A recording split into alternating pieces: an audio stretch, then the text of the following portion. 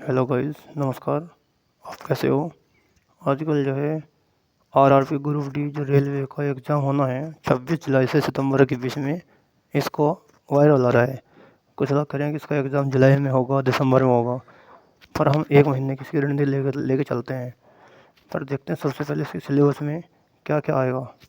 General science है जिसके 25 question आएंगे, मैथ है जिसके 25 क्वेश्चन आएंगे, रीजनिंग है जो 30 नंबर की आएगी, जनरल अवेयरनेस और करंट अफेयर्स 20 नंबर के आएंगे।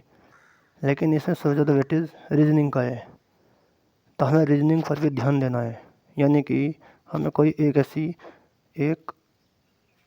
ऐसी बुक्स लेनी है, ठीक है गाइस, ऐसी एक बुक्स लेनी है जो रीजनिंग की, बस उसी की ही तैयारी करनी है और 30 के 30 नंबर की लेके चलनी है।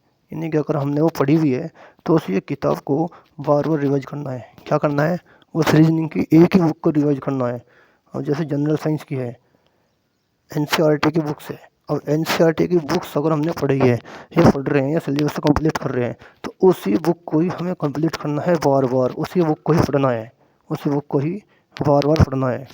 ऐसे मैथ्स की बुक है, अगर हमने जौन सी बुक लगाई है, चाहे वो रेलवेज़ के ऑल जो कंपटीशन के क्वेश्चंस हैं वे आए हुए हैं, तो उन्हीं क्वेश्चंस को बार बार रिपीट करना है हमें। ठीक है गाइस, नया कुछ नहीं पढ़ना है। और जो मैथ्स और रीजनिंग के जो टाइम है, कोई सा भी एक टाइम रखिए, सुबह के टाइम रख लो या शाम के टाइम रख लो। तो मैथ्स और रीजनिंग को अगर हमें पढ़ना है तो शाम के टाइम 6 घंटे पढ़ लो। साइंस और जी और करंट अफेयर्स को सुबह के 6 घंटे पढ़ लो। यानी कि मैथ्स और रीजनिंग को एक तरफ पढ़ के चलो।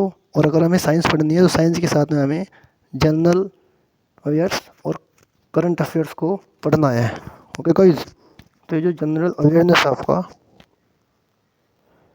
ये आता है, आपका जो करंट अफेयर्स है जो हमारा 1 साल पुराना है, हमें सबसे पहले क्या लेके चलना है? रीजनिंग को। मेरे अकॉर्डिंग तो आप एक काम करिए, ये जो वेटेज है ना 30 नंबर का, जो वेटेज है 30 नंबर का, इस रीजनिंग को आप ढंग से लेके चलिए। सभी क्या है, लोग सभी गाइस क्या हैं कि मैथमेटिक्स में घुस जाते हैं। कोई भी यूट्यूब पे आपको ये नहीं बताएगा कि बस कर लीजिए, बस मैं तो करिए। मैं भाई, आप सबसे पहले क्या कर रहे हो? आप सबसे पहले करोगे, आप सबसे पहले रीजनिंग को करिए। रीजनिंग को, रीजनिंग के 30 के 30 क्वेश्चन आपको अटेम्प्ट होने चाहिए। आप ऐसी तैयारी कीजिए, एक बुक लीजिए और उसको बार बार पढ़िए। उसके बाद आप मैथ करो। ये नहीं करो कि मैथ को ना पढ़ो, मैथ को भी पढ़ो, उसके साथ में जनरल साइंस को भी लेकर चलना है। और उसके साथ में 7 महीने जो पुरानी आपकी जो जीके है, ये चलो 1 साल पुरानी लेके चल लो, लेकिन 1 महीने में मुश्किल है। लेकिन आप जितना पढ़ सकते हो उतना पढ़ो। जो भी पढ़ा जा रहा है उसको बार बार रिपीट करते रहो। मैं फिर भी कहूँगा करंट अफेयर्स, जनरल साइंस और रीजनिंग इनको पक्का करके चलो, क्योंकि करंट अफेयर्स के आपके कम से कम 20 में से 10 क्वेश्चन आपको उसमें रखे मिलेंगे। भाई साहब, गारंटी ले रहा हूँ इस बात की। ओके गाइज, तो अपनी ये 1 महीने की लेके चलनी है तैयारी। अब रही बात 1 महीने में कोई मॉक टेस्ट देना है, मैं कह रहा हूँ नहीं देना। 1 महीने में कोई आपको मॉक टेस्ट नहीं देना है। सबसे पहले आपको अपनी हर चीज़ों को रिपीट करना है, जितना रिपीट करो उतना बेहतर है। ठीक है, अगर आप मॉक टेस्ट देना चाह रहे हो तो 1 टेस्ट या 2 या 3 या 4 जो भी देना चाहते हो आपकी मर्ज़ी है। लेकिन मैं आपको मना करूँगा कि भाई अभी आप नहीं करो। जब आपकी तैयारी नहीं है तो मॉक टेस्ट आप कहाँ से दोगे भाई?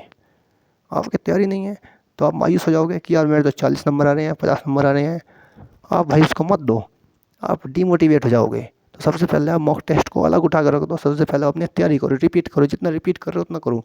जो आपकी आत्मा संतुष्ट हो जाए कि भाई मैं अब हर चीज़ में अवेलेबल हूँ, तब मॉक टेस्ट दो। मॉक टेस्ट देने के लिए आपके पास अभी 1.5 महीना बचा हुआ है ना। 1 महीना करने के बाद आप मॉक टेस्ट दे सकते हो। ठीक है, तो मैथमेटिक्स को भी करिए, कोई दिक्कत नहीं है, लेकिन रीजनिंग को मत बोलना।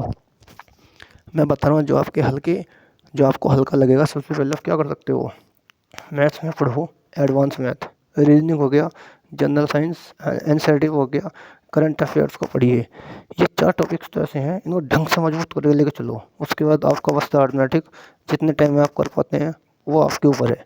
ठीक है गाइज, ओके, थैंक यू।